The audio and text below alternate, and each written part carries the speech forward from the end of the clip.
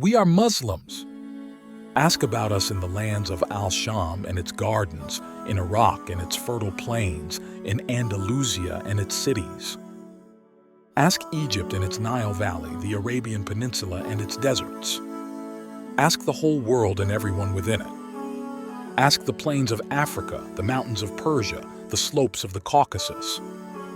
Ask the banks of the Ganges, the Loire and the Danube.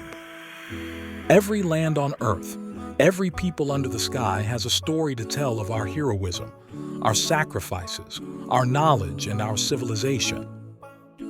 We are Muslims. Did the gardens of glory grow except by our blood? Were the meadows of heroism adorned except by the bodies of our martyrs? Did the world ever know anyone nobler, more generous, more compassionate, more merciful, greater or more knowledgeable than us? We carried the guiding torch while the earth wandered in the darkness of ignorance, saying to humanity, "This is the way." We established the scales of justice when nations raised the rod of tyranny. We built homes for knowledge when people had expelled it from their dwellings. We proclaimed equality when men worshipped kings and deified lords. We revived hearts with faith, minds with knowledge, and humanity with freedom and civilization. We are Muslims. We built Kufa, Basra, Cairo, and Baghdad. We established the civilizations of Syria, Iraq, Egypt, and Andalusia.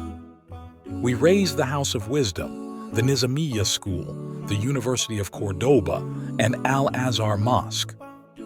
We are not just a nation tied by language, for in every nation there are the righteous and the corrupt. We are not merely a people united by blood, for in every people there are the noble and the vile. We are a great society of goodness.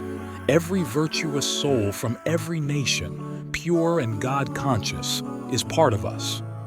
Piety unites us even when blood separates us. Creed gathers us even when languages differ.